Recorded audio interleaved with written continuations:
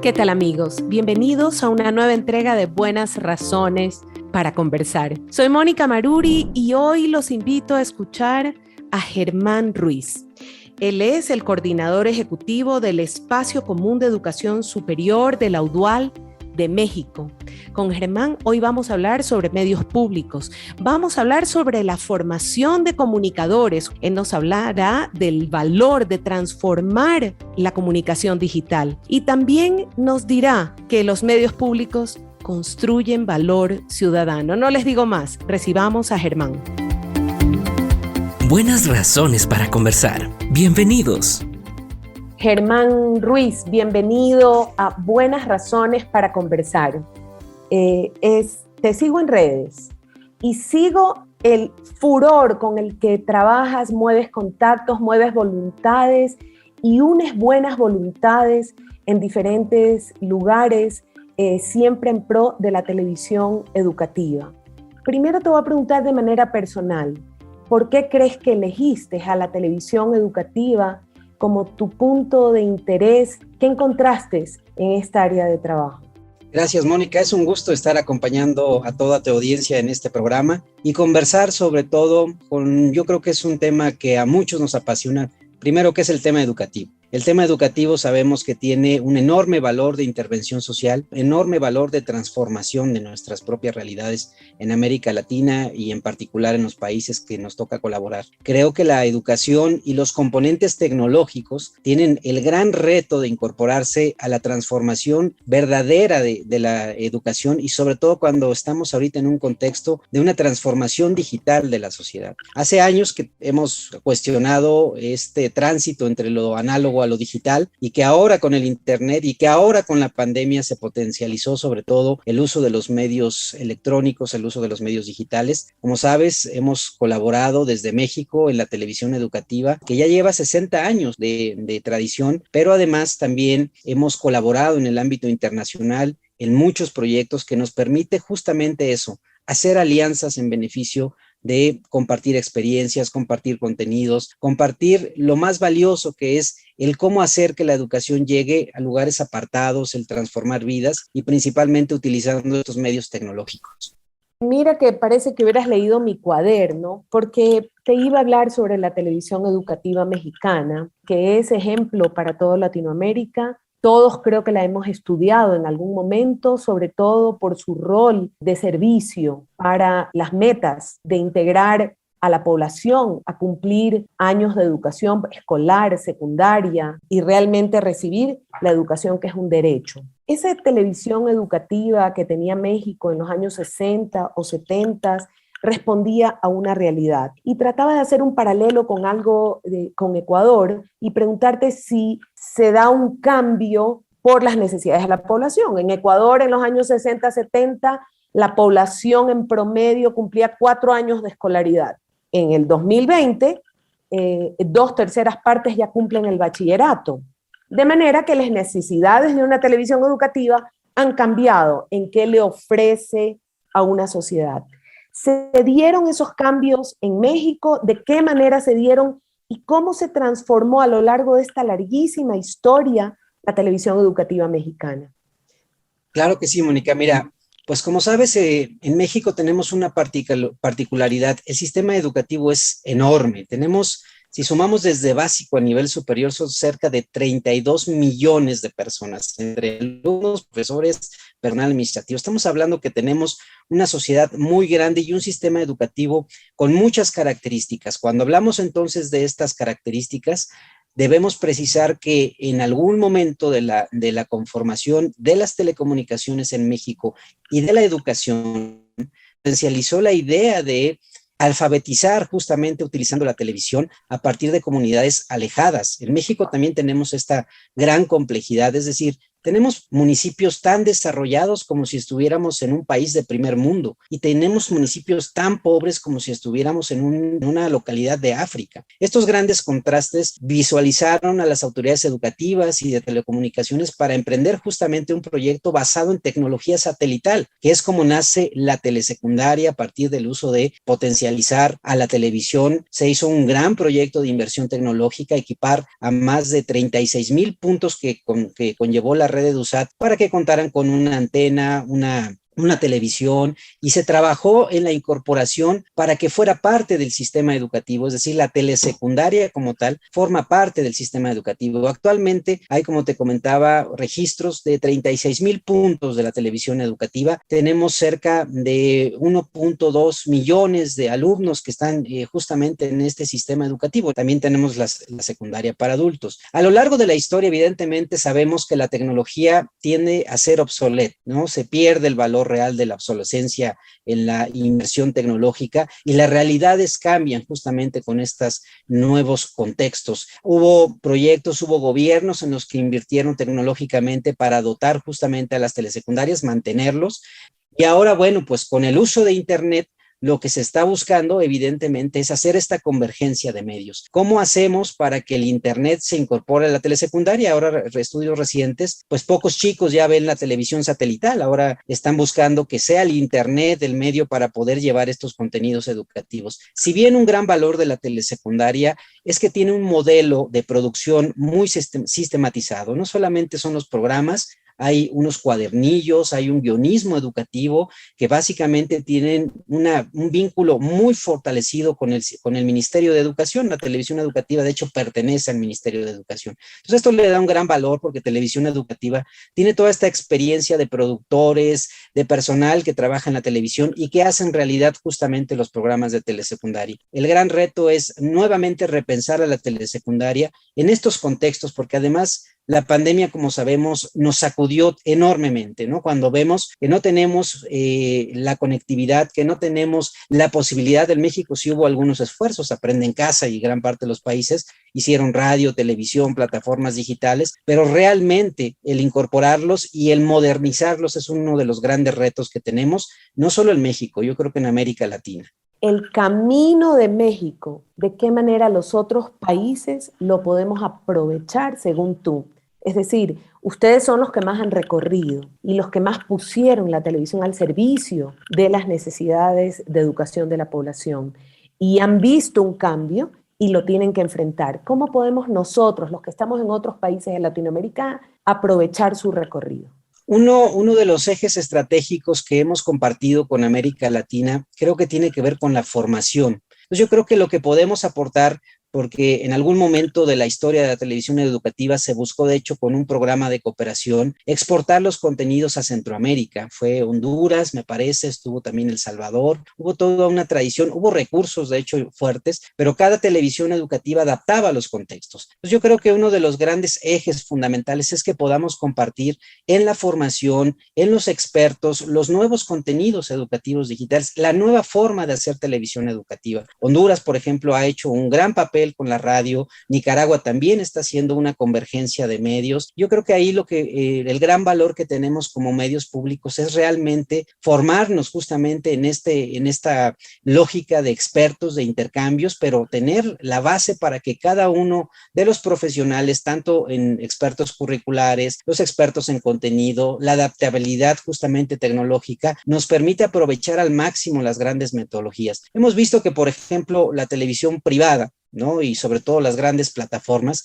pues han llevado a otro nivel el consumo televisivo. Hemos pregonado siempre que sean los contenidos educativos sobre la diversión, que a veces puede ser poco formadora para la sociedad, ¿no? Vemos ahora pues la sacudida de estas series que trastocan los elementos éticos de nuestras propias sociedades, cuando deberíamos estar discutiendo sobre contenidos educativos en vez de sobre contenidos que a veces no están acordes a las propias edades, de hecho, de los propios menores. Entonces, ¿qué es lo que hay? Hay que trabajar justamente en hacer contenidos atractivos, reales, visuales, que sea una verdadera televisión de servicio público. Yo siempre he dicho que la televisión educativa, si bien debe de buscar las audiencias, pero debe de buscar el valor de transformar. ¿Y cómo transformar? Pues evidentemente se necesita creatividad, formación y nuevos contenidos acordes a estas nuevas plataformas. Televisión educativa trabajó pensado en una televisión satelital. Ahora, en el caso mexicano, ahora hay que pensar en una televisión en Internet, hay que pensar en contenidos en abierto, en distintas plataformas, YouTube, este mismo ejemplo que estamos viendo, ahora utilizar podcast, por ejemplo, que es importantísimo. Has tocado varios temas, pero hablaste de medios públicos Una cosa es esta televisión educativa de la SEP, de la Secretaría de Educación Pública, pero también hay medios públicos que complementan, que ofrecen otra cosa. ¿Por qué varios medios públicos en un país? ¿Para qué los necesitas? ¿Qué fin tienen en la construcción de la ciudadanía o en la construcción de la democracia? Bueno, es importantísimo lo que comentas. Yo también siempre he concebido a los medios públicos y justo comparto con UNESCO que los medios públicos crean un valor ciudadano. El medio público tiene un gran elemento de incorporar valores críticos, valores culturales y también valores educativos. Es decir, la televisión educativa y los medios públicos que se han incorporado. Recordemos que las concesiones públicas, ¿no? Si nos centramos en un debate epistemológico entre los bienes públicos, las telecomunicaciones es un bien público. Por ende, los medios públicos tienen ese gran papel de intervenir socialmente a partir de los contenidos y de los espacios televisivos, radiofónicos, es decir, las concesiones que les son otorgadas. En algún momento México fue dueño de las telecomunicaciones, ¿no? En la década de los 80 se privatiza, por ejemplo, Telmex, que es ahora Claro, por ejemplo, que tiene una gran expansión, es decir, en algún momento el Estado veía la importancia de incorporar las telecomunicaciones como una lógica de seguridad nacional, ¿no? Si ahora lo vemos, entonces los medios públicos deben de estar justamente con este sentido de autonomía en la gestión de los medios públicos. Por eso se les ha pregonado, porque también hemos visto en América Latina, pues que se les ha cuestionado sobre su papel ético que tienen en ser parte del gobierno, de tener una línea discursiva, de atender los proyectos políticos. Esto es inminente, no podemos tampoco alejar la política de la parte de la gestión pública, pero los medios públicos deben de tener un valor y por eso se ha hablado de la autonomía de los medios públicos. Se han creado, por ejemplo, estas figuras de los gestores de las audiencias, los defensores de las audiencias, los propios consejos éticos, los propios consejos de producción, que le den realmente un valor agregado a la televisión. Y en América Latina, pues tenemos distintos medios públicos, algunos trabajan más en la parte comercial, algunos más en la parte educativa, otros más en la parte cultural, y hay otros que también están incursionando, por ejemplo, en la parte deportiva, ¿no? Como los medios universitarios que se convierten en estos mecanismos. Entonces, yo diría que los medios públicos tienen un gran valor de intervención social, de transformación social y de valor crítico a la ciudadanía.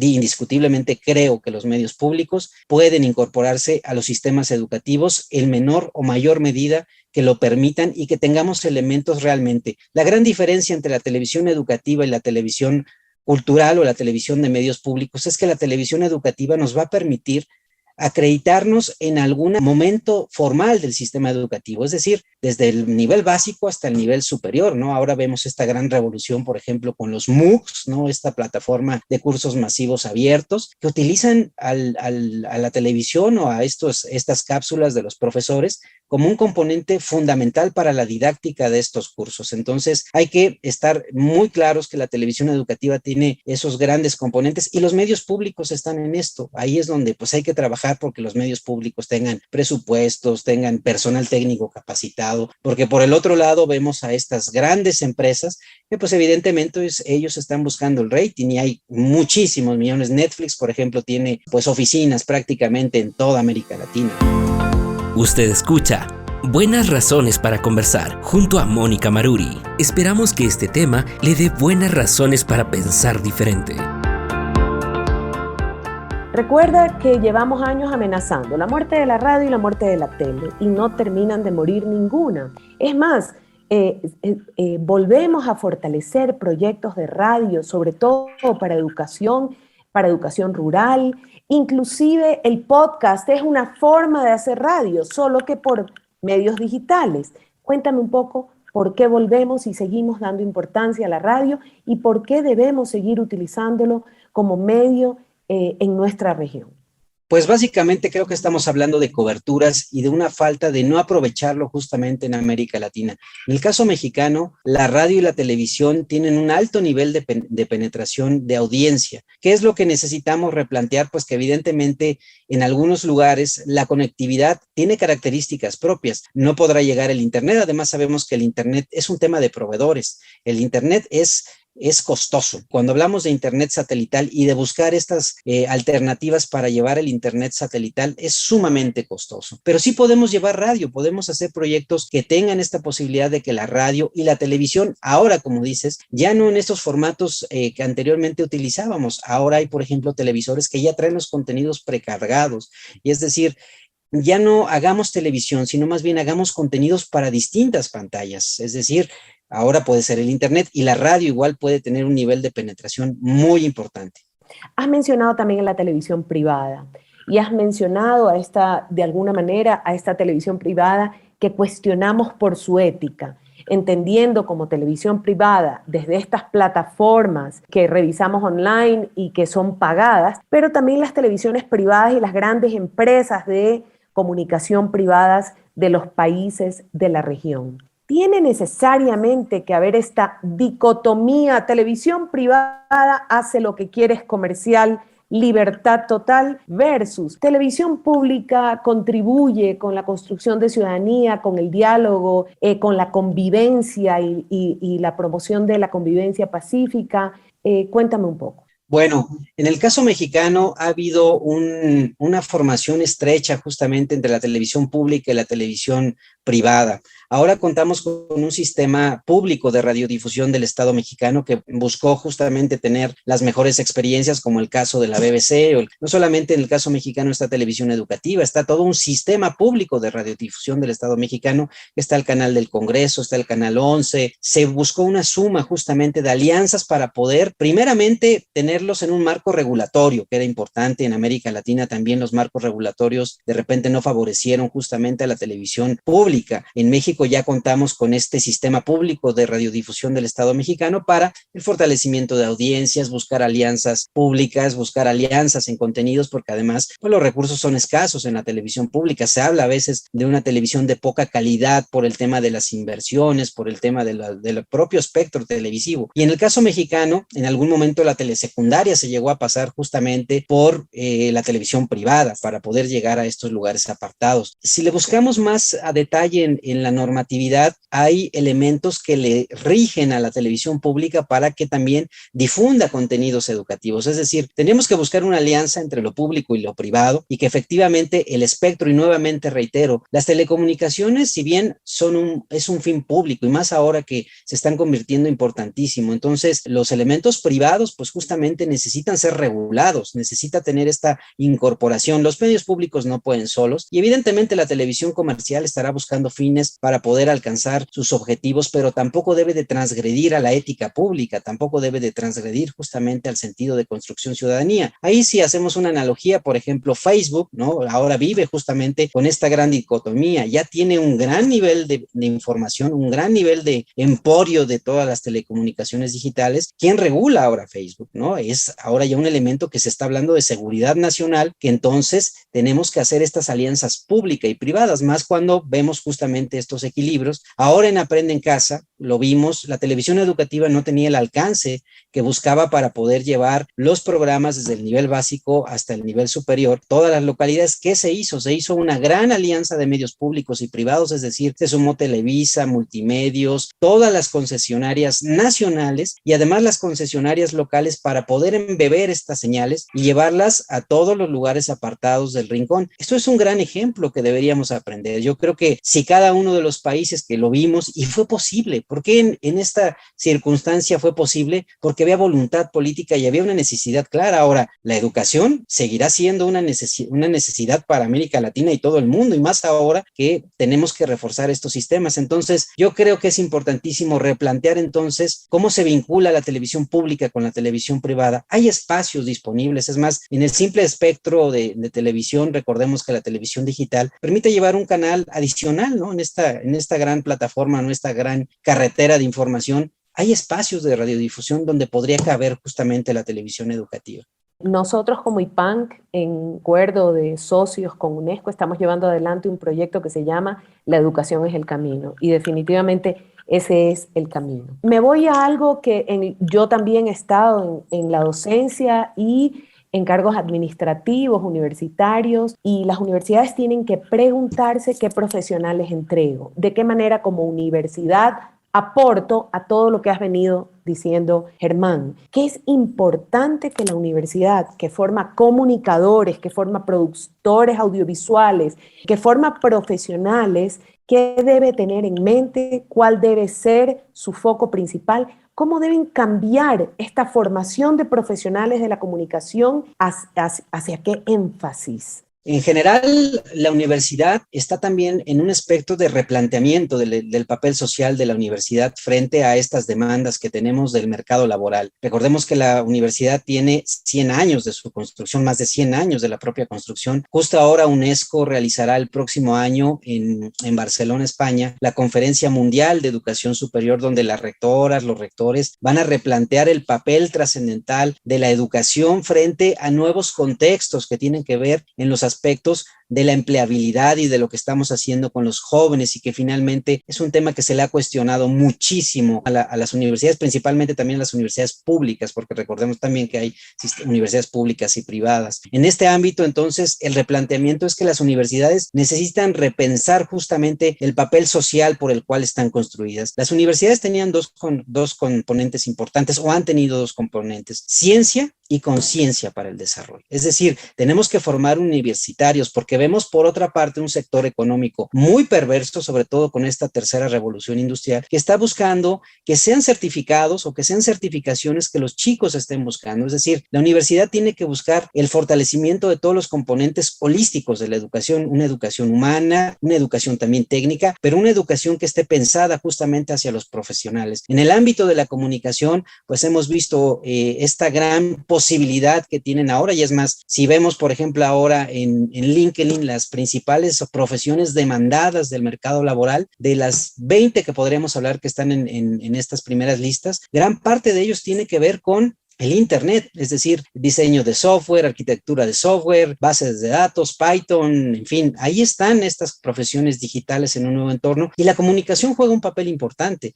La pandemia trastoca no solamente los sistemas educativos, también ha trastocado justamente la ampliabilidad de nuestros países en América Latina. Entonces, las universidades tienen que ir en este proceso de nuevamente fortalecer el ámbito más importante que tiene que ver con la transformación de la educación superior, pero vincularla justamente a estas nuevas posibilidades. En América Latina, pues tenemos universidades muy antiguas y también tenemos universidades muy nuevas que ya nacieron digitales. Ahí entonces hay que ver también la posibilidad que la educación sepa redefinir estos modelos. Por ejemplo, en España, las grandes universidades con sus grandes instalaciones están teniendo problemas de falta de alumnos, y otras universidades que son 100% digitales tienen un enorme éxito. Entonces, yo creo que las universidades deben de replantear sus modelos educativos, pero pensando en este componente que yo comentaba. La educación debe ser un componente de ciencia, pero de también conciencia para el desarrollo de nuestras sociedades en América Latina. En algún momento en que se comercializó mucho esto de los títulos universitarios,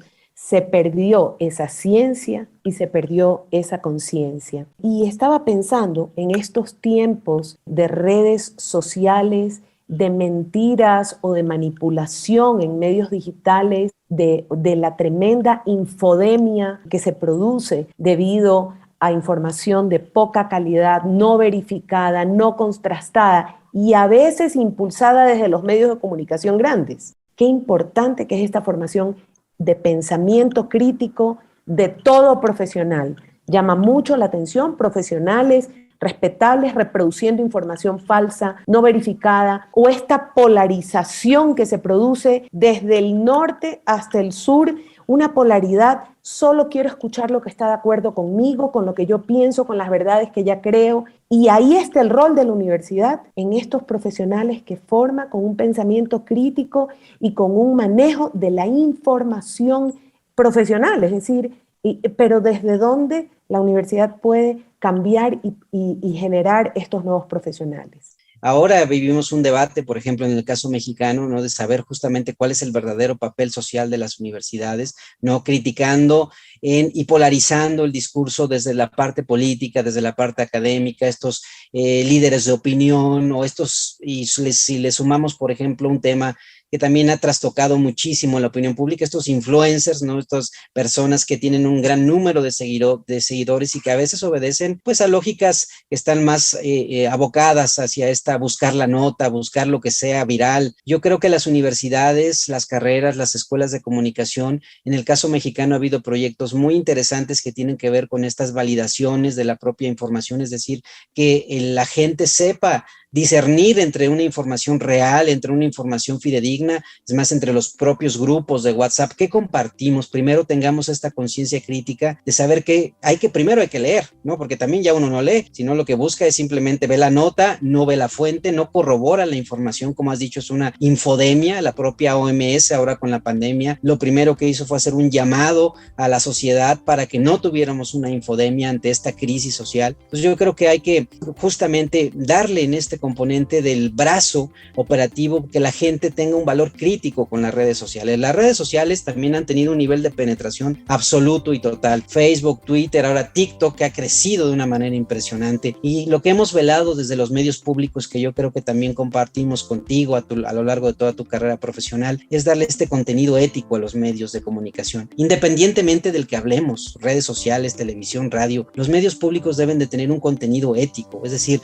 utilicemos la tecnología para también trastocar justamente una idea de José Vasconcelos de hace muchos años, el que tenga el conocimiento, que lo comparta con alguien. Por eso es importante que, y en el caso de la pandemia, uno de los ejes fundamentales era la formación docente. Había que capacitar a los docentes a usar la tecnología, y la tecnología no solamente nos sirve para la clase, nos sirve para prácticamente nuestra vida social. Puedes encontrar trabajo, puedes hacer compras en línea, puedes darle un verdadero rol social, económico, productivo a la tecnología, no solamente un rol de diversión, un rol de perversión de la información, y que ahí es donde finalmente la formación también para el uso de las redes sociales es importantísimo. Herman, se me acabó el tiempo. Es muy interesante, qué interesante dónde te mueves y la información que has compartido con nosotros. Te agradezco de verdad por aceptar nuestra invitación. Ojalá podamos seguir colaborando juntos, personalmente desde la investigación, como institución, desde el Instituto de Patrimonio del Convenio Andrés Bello. Gracias por estar con nosotros hoy. Gracias, Mónica, al contrario, gracias a toda tu audiencia y un saludo desde México. Esto fue Buenas Razones para Conversar. Buenas Razones para Conversar. Un podcast del Instituto Iberoamericano de Patrimonio Natural y Cultural, IPANC, de la Organización del Convenio Andrés Bello. Los esperamos en una siguiente entrega, porque siempre habrá buenas razones para escuchar a nuestros invitados. Dirección y conducción, Mónica Maruri. Producción y realización, Carlos Andino.